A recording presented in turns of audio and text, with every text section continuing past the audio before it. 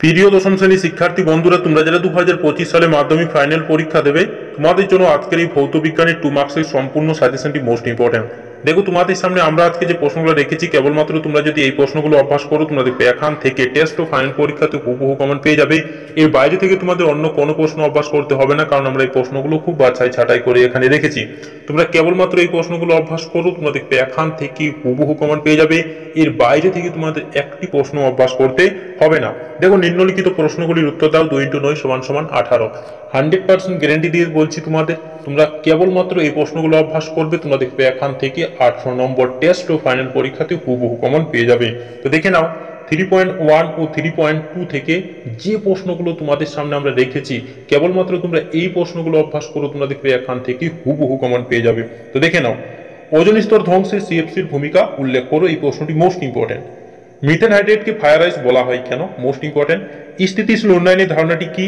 এর লক্ষ্য বা উদ্দেশ্য কি? গ্রিন হাউস এফেক্টের কারণ সংক্ষেপে ব্যাখ্যা করো। বায়ুমণ্ডলে গ্রিন হাউস প্রভাব হ্রাস করার দুটি উপায় লেখো। Most important. ওজোন স্তর ধ্বংসে NO2 ভূমিকা কি? ওজোন স্তরকে ওজোন ছত্র বলা হয় কেন?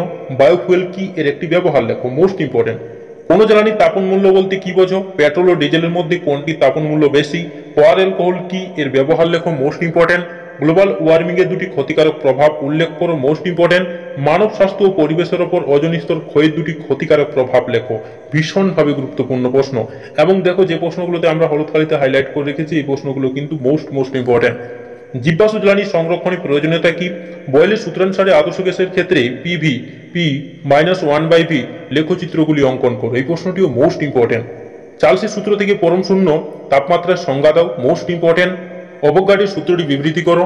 আদর্শ গ্যাসের সমীকরণ থেকে দেখাও গ্যাসের ঘনত্ব D = PM/RT। মোস্ট ইম্পর্টেন্ট এই প্রশ্নটি। এন মৌল অণু আদর্শ গ্যাসের ক্ষেত্রে PV = nRT সম্পর্কটি প্রতিষ্ঠা করো। গ্যাসোকারী গ্যাস আয়তনের সূত্রটি লেখো। Most important. সার্বজনীন গ্যাস ধ্রুবক R এর মাত্রা নির্ণয় করো। চার্লসের সূত্রের আণবিক ব্যাখ্যা দাও। Most important. 27 ডিগ্রি তাপমাত্রায় ও 750 mmHg চাপে কোন গ্যাসের আয়তন 100 cm2, কোন তাপমাত্রায় 700 mmHg চাপে গ্যাসটির আয়তন 1400 cm3 হবে। এই প্রশ্নটি কিন্তু ভীষণভাবে গুরুত্বপূর্ণ প্রশ্ন। তারপরে প্রশ্নটি দেখো, 27 ডিগ্রি C উষ্ণতায় ও 700 mmHg চাপে 32 গ্রাম O2 ও 44 গ্রাম CO2 গ্যাস দ্বারা অধিকৃত আয়নের অনুপাত নির্ণয় করো। Most important. গ্যাসের আয়তনের ওপর চাপের প্রভাব ব্যাখ্যা করো। সার্বজনীন গ্যাস ধ্রুবক এর মাত্রা নির্ণয় করো। Most important. স্থির চাপে কোন উষ্ণতায় নির্দিষ্ট ভরের একটি গ্যাসের আয়তন 0 ডিগ্রি C উষ্ণতায় আয়তনের দ্বিগুণ হবে। Most important. বায়োমাস কি? তাপন মূল্য বলতে কি বোঝো? কয়লা ও এলপিজির মধ্যে কোনটি তাপন মূল্য বেশি? এই প্রশ্নটি কিন্তু ভীষণভাবে গুরুত্বপূর্ণ। এসটিপিতে 22.4 L CO2 এর অক্সিজেন পরমাণুর সংখ্যা কত? Most important. বায়ুমণ্ডলে কোন স্তরে কৃত্রিম উপগ্রহ স্থাপন করা হয়? গ্রিনহাউস গ্যাসের নাম উল্লেখ করো। Most important. গ্রিনহাউস গ্যাস নির্গমন হ্রাসের দুটি কার্যকরী পদক্ষেপ লেখো। Most important. সৌরশক্তির দুটি ব্যবহার লেখো। বিশ্ব উষ্ণায়ন হ্রাসের দুটি ক্ষতিকারক প্রভাব লেখো। ওজোন স্তর কিভাবে সৃষ্টি হয় সমীকরণ সহ লেখো। Most important. বয়েল ও চার্লসের সূত্রের সম্বন্ধিত রূপটি লেখো। তো দেখো, কেবলমাত্র তোমরা এই প্রশ্নগুলো অভ্যাস করবে, তোমরা দেখবে এখান থেকে হুবহু কমন পাবে 3.1 ও 3.2 থেকে। যে প্রশ্নগুলো তোমাদের আসবে, কেবলমাত্র তোমরা এই প্রশ্নগুলো খুব সুন্দরভাবে অভ্যাস করো, তোমরা দেখবে এখান থেকে 100% হুবহু কমন পেয়ে যাবে। এর বাইরে থেকে তোমাদের অন্য কোনো প্রশ্ন অভ্যাস করতে হবে না। তারপরে দেখো, 3.3 থেকে যে প্রশ্নগুলো তোমাদের সামনে আমরা রেখেছি, কেবলমাত্র তোমরা যদি এই প্রশ্নগুলো অভ্যাস করো, তোমরা দেখবে এখান থেকে হুবহু কমন পেয়ে যাবে। তো দেখে নাও, দিনের বেলায় পৃথিবীর আকাশ নীল দেখায় কেন? এই প্রশ্নটি ভীষণভাবে গুরুত্বপূর্ণ। সবুজ কাঁচে লাল ফুলকে কিরূপ দেখাবে এবং কেন? এই প্রশ্নটিও মোস্ট ইম্পর্টেন্ট। বিপদ সংকেত হিসাবে লাল বলের আলো ব্যবহার করা হয় কেন? এক রশ্মির দুটি ব্যবহার লেখো। সাদা কাপড় ধোয়ার পর তাতে নীল দেখায় কেন? Most important. সেলের সূত্রের সাহায্যে আলোর বিচ্ছুরণ কাকে বলে? Most important. উত্তর লেন্সের সাহায্যে কিভাবে সৎ ও অবতীর্ণ বিবর্ধিত প্রতিবিম্ব গঠন করা যায়? রেখাচিত্রের সাহায্যে দেখাও। এই প্রশ্নটিও মোস্ট ইম্পর্টেন্ট। আলোক রশ্মি ঘনত্বর মাধ্যম থেকে লঘু মাধ্যমে প্রবেশ করলে কিভাবে দিক পরিবর্তন করবে? এই প্রশ্নটি মোস্ট ইম্পর্টেন্ট। উত্তর লেন্সের ফোকাসের সংজ্ঞা দাও। সূর্যোদয় ও সূর্যাস্তের সময় সূর্যকে লাল দেখায় কেন? Most important. একটি কাঁচ ফলকের অপর 45 ডিগ্রি কোণ আপাতিত সাদা আলোর প্রতিসরণের পর কাঁচ ফলকের ভেতরে বিচ্ছুরণ কি হবে? এই প্রশ্নটিও মোস্ট ইম্পর্টেন্ট। পরিচ্ছন্ন আকাশের রং নীল কেন? আলোর প্রতিসরণ সংক্রান্ত সূত্র দুটি বিবৃতি করো। উত্তর লেন্সের আলোক কেন্দ্র বলতে কি বোঝো? আলোর প্রতিফলনের সূত্রটি লেখো। কাঁচের পরম প্রতিসাঙ্ক 1.5 হলে কাঁচ মাধ্যমে আলোর বেগ কত? Most important. অবতল দর্পণের ক্ষেত্রে প্রমাণ করো এফ সমান r/2, যেখানে এফ হলো ফোকাস দৈর্ঘ্য এবং আর হলো বক্রতা বা সাধ্য। গাড়ির ভিউ ফাউন্ডারে কি ধরনের দর্পণ ব্যবহার করা হয় ও কেন, মোস্ট ইম্পর্টেন্ট। প্রতিসাঙ্ক কাকে বলে, কোনো লেন্স উত্তল না অবতল তা কিভাবে বুঝবে, মোস্ট ইম্পর্টেন্ট। শূন্য মাধ্যমে আলোর বিচ্ছুরণ হয় না কেন, মোস্ট ইম্পর্টেন্ট। উত্তল দর্পণ দ্বারা গঠিত বস্তুর প্রতিবিম্বের বৈশিষ্ট্য লেখো। পরের প্রশ্নটি দেখো ভীষণভাবে গুরুত্বপূর্ণ। কোন মাধ্যমে আলোর আপাতন কোণ 45 ডিগ্রি এবং প্রতিসরণ কোণ 30 ডিগ্রি হলে মাধ্যমটির প্রতিসাঙ্ক নির্ণয় করো, মোস্ট ইম্পর্টেন্ট।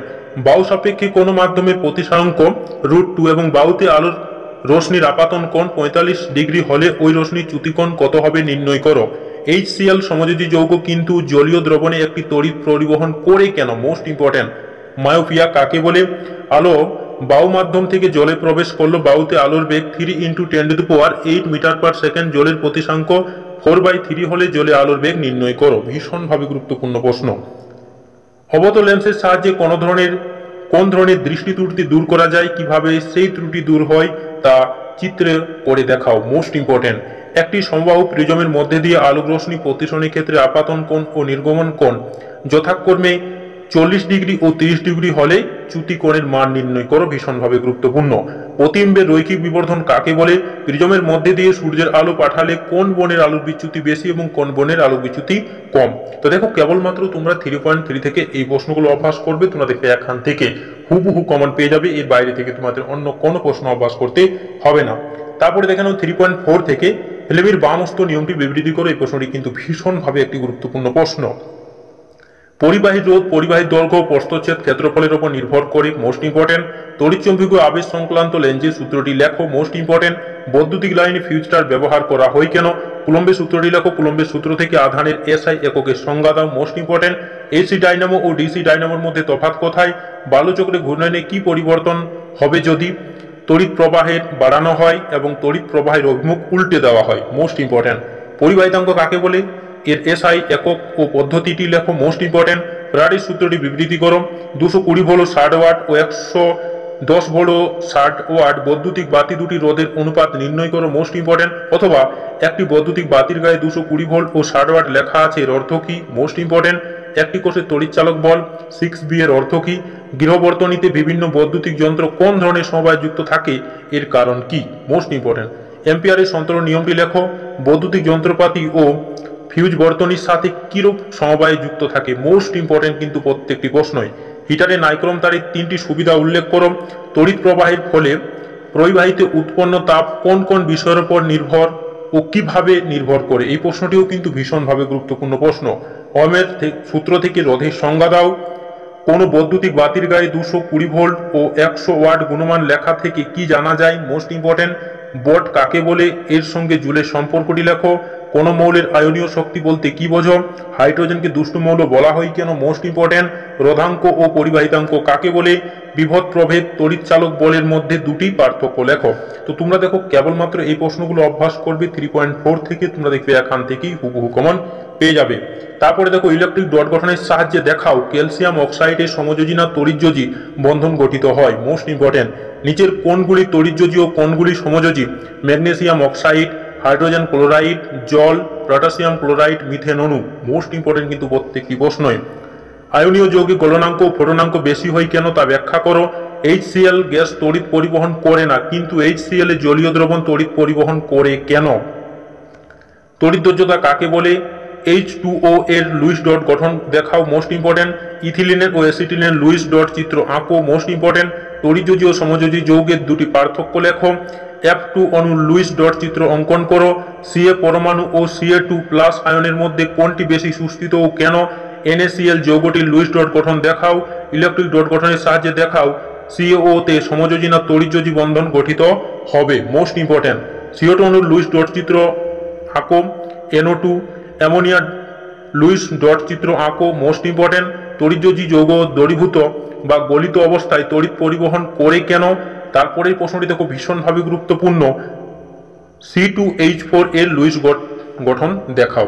এবং দেখো যে প্রশ্নগুলোতে আমরা তোমাদের জন্য হলুদ কালিতে হাইলাইট করে রেখেছি, এই প্রশ্নগুলো কিন্তু ভীষণভাবে গুরুত্বপূর্ণ। তারপরে প্রশ্নটি দেখো, চিনির জলীয় দ্রবণ তড়িৎ পরিবহন করতে পারে না, কিন্তু সোডিয়াম ক্লোরাইডের জলীয় জলীয় দ্রবণ করতে পারে কেন, মোস্ট ইম্পর্টেন্ট। ইলেকট্রনিক ডট গঠনের সাহায্যে দেখাও H2 ও MoCl2। এই প্রশ্নটিও কিন্তু ভীষণভাবে একটি গুরুত্বপূর্ণ প্রশ্ন।